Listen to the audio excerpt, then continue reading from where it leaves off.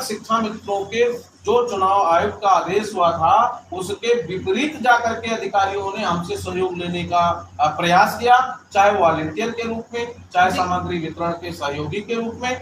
हमने एक आध कलेक्टर से हमारी बात हुई, उन्होंने कहा हमारे पास कर्मचारी नहीं है, हमने कहा पूरा सहयोग करेंगे। तो चुनाव में पूरी तरह से हमने सहयोग किया, सरकार के पूरे नीति रीति का हमने सफलता कराने में पूरा अनुपालन किया।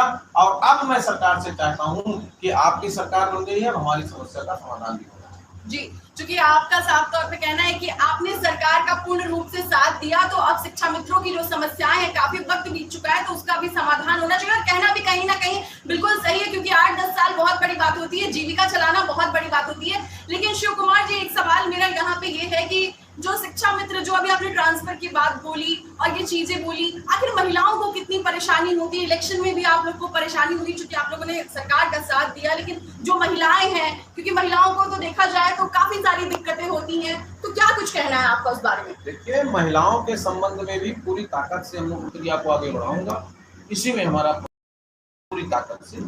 जी शिव कुमार जी, जैसा कि आपने बताया कि चूंकि अब लोकसभा चुनाव खत्म हो चुके हैं और जनता ने, आप लोगों ने अपना दम दिखा दिया और इस बार का विपक्ष मजबूत है, क्योंकि आपके मुद्दों को उठा रहे हैं। और आपने बताया कि जो वार्तालाप का दौर है वो लगातार जारी है, आप लोग बात करने का प्रयास कर रहे हैं, मुलाकातों का दौर जारी है। आज भी आपकी मुलाकात हुई, क्या कुछ निकलकर सामने आया? अगर आपने मुलाकात की, कल मुलाकात हुई थी आपकी, माफ कीजिएगा, कल क्या कुछ मुलाकात में निकला? क्या आश्वासन दिया गया या फिर कुछ निकलकर सामने आया? क्या लग रहा है? देखिए अंजलि जी, जब प्रक्रिया चल रही थी, प्रस्ताव हमारा जा रहा था, तो आदरणीय निदेशक साहब उस समय हमारे महादेव साहब थे, उनके अध्यक्षता में कमेटी का गठन हुआ था, उन्होंने प्रस्ताव बनवाया था, उनको संपूर्ण जानकारी थी। उसके बाद आदरणीय बघेल साहब चेयर पे आ गए और फिर चुनाव आचार संहिता लागू हो गई। कल उन्होंने कहा है, पत्रावली उन्होंने प्रकट किया है, वो देखेंगे और धीरे धीरे पॉजिटिव व्यू में लोग काम कर रहे हैं। तो मेरी पूरी कोशिश होगी और आपके चैनल के माध्यम से हम पूरे प्रदेश के शिक्षा मित्रों से भी अनुरोध करेंगे कि आप अपने शब्दावली पर, अपने लेखनी पर पूरी तरह से नियंत्रण रखें। जहां तक आपने कहा कि चुनाव में आप लोगों ने दम दिखा दिया, चुनाव में हम लोग सरकारी कर्मचारी थे, पूरी तरह से सरकार के पक्ष में लोगों ने काम किया। पूरी सरकार का जो आदेश निर्देश था उसमें हमारे शिक्षा मित्रों ने पूरा पालन किया। मैंने आपको बीच में भी बताया था कि जहां तक शिक्षा मित्रों के जो चुनाव आयोग का आदेश हुआ था उसके विपरीत जाकर के अधिकारियों ने हमसे सहयोग लेने का प्रयास किया, चाहे वॉलंटियर के रूप में, चाहे सामग्री वितरण के सहयोगी के रूप में।